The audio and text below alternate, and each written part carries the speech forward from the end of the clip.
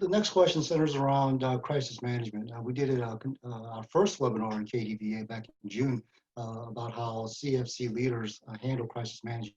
So as we ramp up within 8 weeks of the US presidential election on the 3rd of November, there's speculation that North Korea might do some sort of provocation.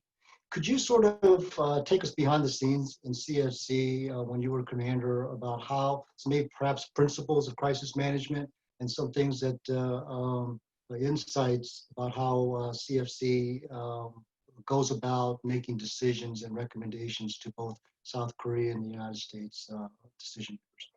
Yeah, great question. Try not to make a whole webinar out of this again, because it is a very well established and I think works very well process. But you have to start from the basis that during armistice today on a daily basis, it really is South Korea military who is defending South Korea against any sort of provocation, whether it be from the air, the sea, or on the land. It's South Korean forces that are on the DMZ, that are flying planes, that are sailing their ships out there.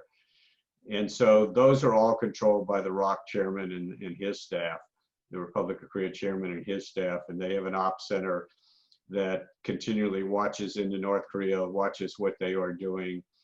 And then CFC, the role that we do now on a day-to-day basis is we help provide some intelligence, surveillance, and reconnaissance. But we also have an ops center, an intel center that also watches very closely what North Korea is doing. And of course, both of those are shared completely between the ROK JCS and Combined Forces Command. And when I say watch, what I mean is we have a set of many indicators.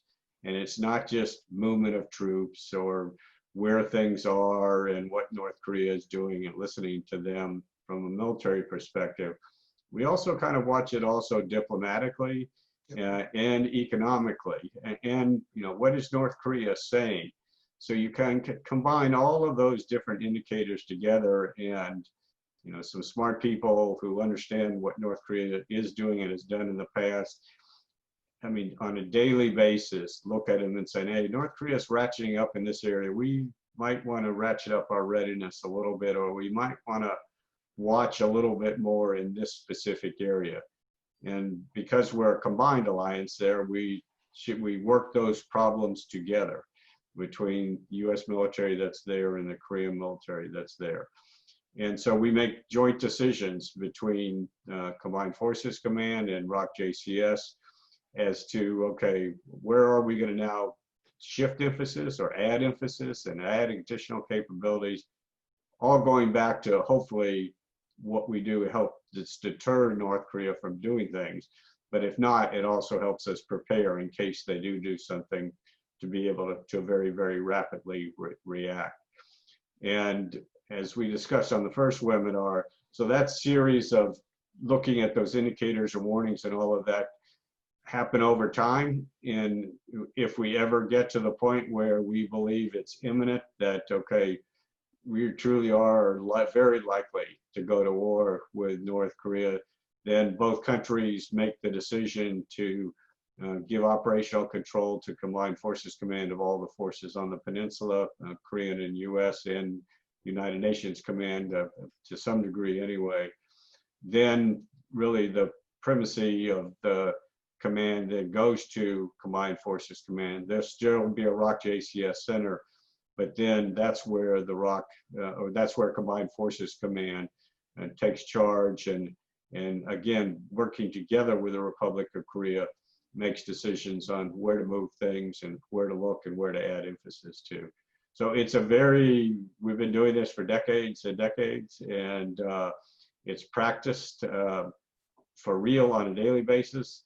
It's practiced at least twice a year on a basis that takes us through that whole process of kind of where we are situationally today, to increased provocations to the point where CFC takes over and we exercise how to defend against North Korean attacks. Well, great, sir. Thank you very much. So we have a question from a former senior CATUSA from the 35th Air Defense Artillery Brigade back in 2011. It was talking about how there's some concerns about U.S. Anti-U.S. settlement in Korea. So there's obviously an importance of persistent education to make sure that people truly understand the meaning of the ROK-U.S. alliance. In this sense, what kind of events, not always online, is KDVA planning, and what role should research interns play exactly? Let me just add one point to that, sir, before we go to you. So different kinds of things that we do. One of them is a quarterly journal. And we have a call out for articles. So, the senior Catoosa, if you have an article that you'd like to write, certainly welcome your opinions, and we'll publish them. It'll come out at the beginning of October. And this final quarter journal is going to be focused on the Combined Forces Command, because the anniversary of Combined Forces Command is in early November. Okay. We also have a monthly newsletter. We also do events, again, whenever the global pandemic lifts. We have events both here in the United States and in South Korea. So there are things that we try to do that obviously isn't just online.